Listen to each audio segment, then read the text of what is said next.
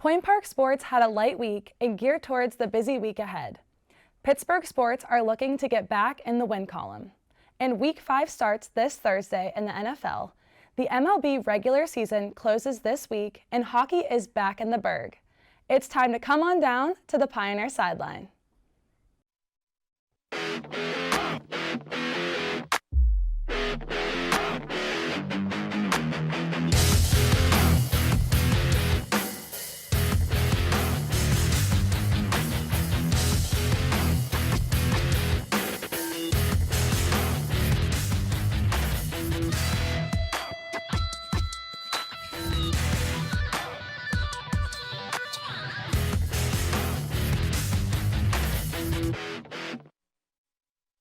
Hello and welcome back to Pioneer Sideline. I'm your host, Natalia Hillen. The Point Park men's soccer team played against Washington Adventist last Wednesday at Highmark Stadium and tied WAU 3-3.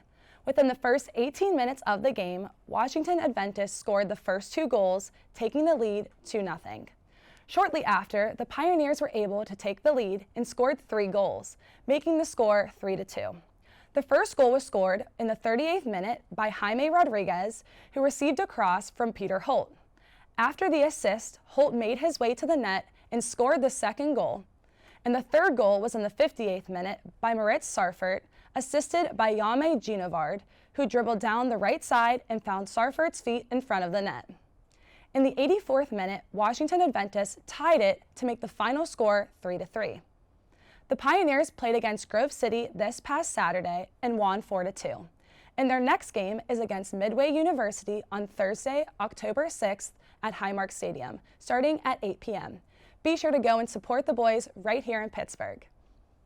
The women's soccer team had a bye week, but 2 Point Park athletes got River State's Conference Women's Soccer Offensive Player of the Week and Defensive Player of the Week. The offensive player is senior Holly Pasco. So far this season, Pasco has 2 goals and 2 assists with a total of 7 points counting for 2 games. The defensive player of the week is freshman Jillian Stewartson. The Pioneers beat Carlo 3-1 and did not let any goals in until the 90th minute of the game. And they beat Ohio Christian 4-1 with 0 shots in the net during the second half. Congratulations, ladies. The Pioneers' next game is Thursday, October 6th, where they will be playing Midway University at Highmark Stadium at 6 p.m. Good luck to both the men and women's teams. Now I'll send things over to Mike Hodgetts to talk about how the volleyball team did in their 3-game stretch last week. Mike? Thanks, Nat. The Pioneers continue to impress this season, coming away with huge road wins this past weekend, improving to 11-4 on the season. While the Pioneers didn't get off on the right foot to start the week, getting swept by Slippery Rock University 3-0 at home on Tuesday, they were able to rebound on the road and defeat Indiana Southeast and Indiana East University during the weekend and improve to a dominating 5-0 record in conference play. Starting off the game on Friday against Indiana Southeast University, the Pioneers dropped the first set of the match without being able to capitalize on the very limited chances they had. After the first set, though, the Pioneers rallied back to win the next 3 and take the match.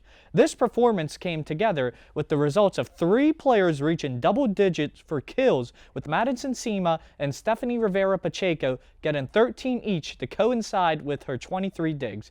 Julia Follador had 11 kills as well and also led in hitting percentage, attacking .400 during the match. Star Lakin had a double-double as one of the 2 setters by putting up 19 assists and 10 digs. After the comeback win, the Pioneers traveled to Indiana East University to play the second match of the weekend, taking that one as well 3-1. Point Park played more efficiently during the match by putting together a better hitting percentage and causing Indiana East to make 25 total errors. Rivera Pacheco continues to showcase her skills as she impressively hit .400 and had 21 kills during the matchup. This incredible performance led to her receiving the River State's Conference Volleyball Attacker of the Week for the 3rd time this year, hitting .300 with 41 kills and 46 digs for the week over the span of 3 matches.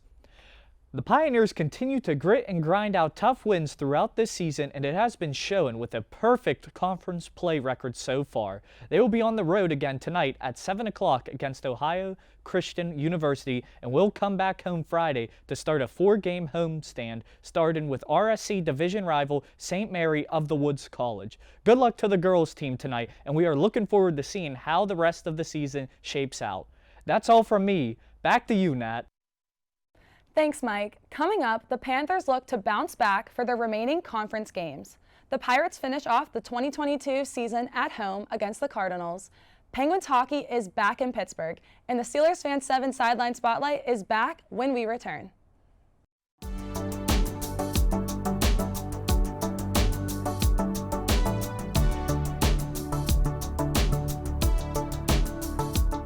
Good evening. Good evening. Good evening, and welcome back to Newsnight. Most of the student body of the Pittsburgh Public School. Some of the United States allies. Thursday, the FBI was seen raiding. Let's get started with today's forecast. Today's high will only reach about 31 degrees. It's looking a little cooler than we've seen in the past few weeks. All this and more. All this and more. All this and more coming up on Newsnight. Coming up on Newsnight. Coming up on Newsnight.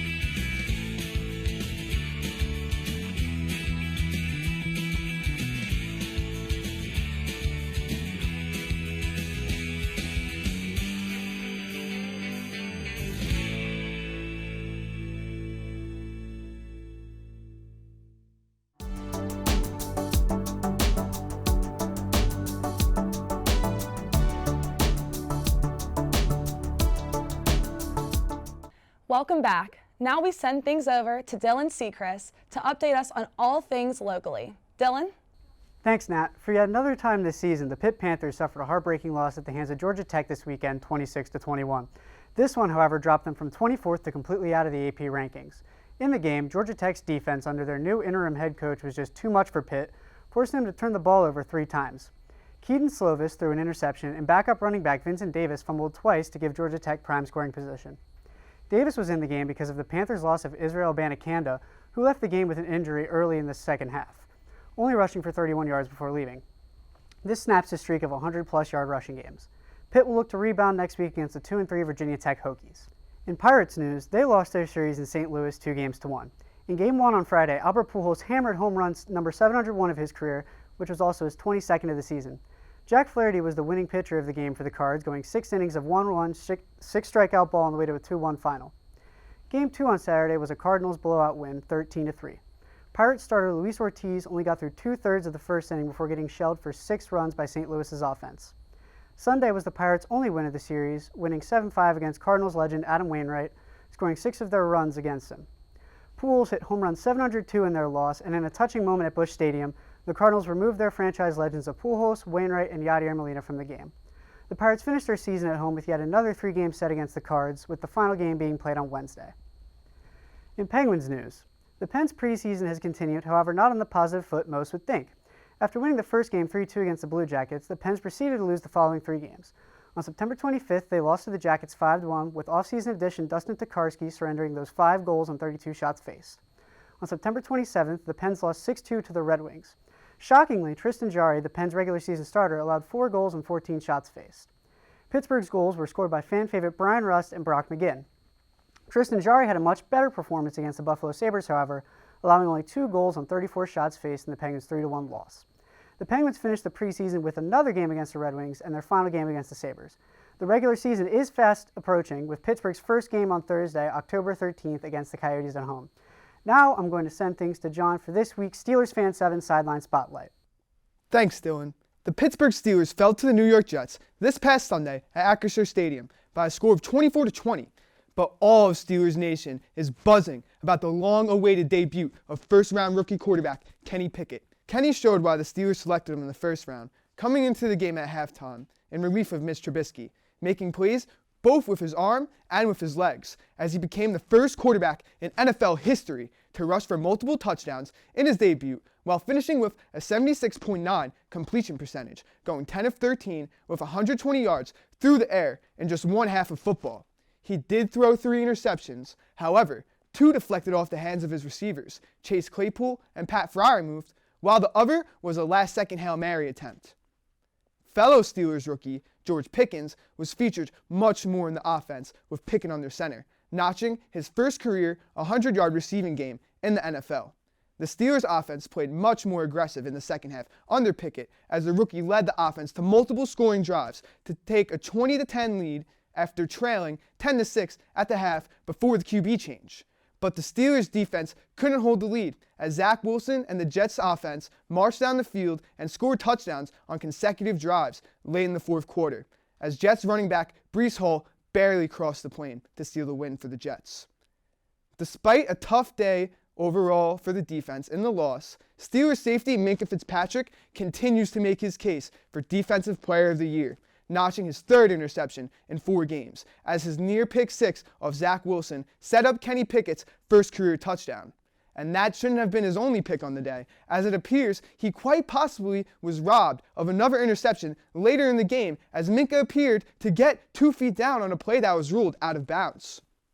The Steelers look to end their losing streak in Buffalo with Kenny Pickett at the helm, as the Pitt alum will make his first NFL start this Sunday against Josh Allen and the Bills. That's all I have in this week's Steelers Fan 7 Spotlight. Back to you, Nat. Thanks, Dylan and John. Now let's hear from Jacob Kubik with a recap on Week 4 of the NFL, how the MLB is quickly approaching the playoffs, and the NHL getting closer to the start of their season. Jacob? Thanks, Nat. Week 4 in the NFL has officially come to a close, and once again, it was an action-filled Sunday that did not disappoint. In London, New Orleans Saints kicker Will Lutz missed a would-be game-tying field goal in the final seconds of regulation, hitting an upright and the crossbar, double doinking his kick to send the Minnesota Vikings back to the States home happy, winning 28-25. The Buffalo Bills traveled down to Baltimore to battle Lamar Jackson and the Ravens in a rain-soaked battle. The Ravens jumped out to an early lead, but Josh Allen and the Bills would not be denied, scoring 17 unanswered points from the second quarter on to tie the game and cashing in on a late field goal by Tyler Bass to win the game 23-20. The Philadelphia Eagles also had to overcome an early 14-0 deficit from the Jacksonville Jaguars.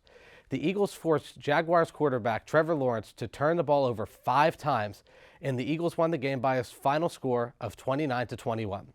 The Philadelphia Eagles are now the final unbeaten team in the league with a record of 4-0. The Cleveland Browns battled the Atlanta Falcons down in Atlanta, and this game was not one for the long-term highlight reel. The Falcons snuck out with a win thanks to a final drive interception by Browns quarterback Jacoby Brissett. Falcons quarterback Marcus Mariota threw only 7 complete passes on 19 attempts, but was enough for the 23-20 Falcons win. The Patriots-Packers game at Lambeau Field gained notoriety not because of the score, but rather the New England quarterback carousel. Backup quarterback Brian Hoyer was removed from the game with a concussion, leaving the third-string rookie from Western Kentucky, Bailey Zappi, to lead the Patriots the rest of the game. The rookie not only held his own, but maintained a tie with Aaron Rodgers, one of the greatest quarterbacks in league history. The game went to overtime, with the Packers victorious by a final score of 27-24. Sunday Night Football had the making of a high-scoring, back-and-forth game, but was all Chiefs from the opening kickoff, when the Tampa Bay returner fumbled the ball and set Mahomes and company inside the 30-yard line on their opening possession. The final score was 41-31 Chiefs.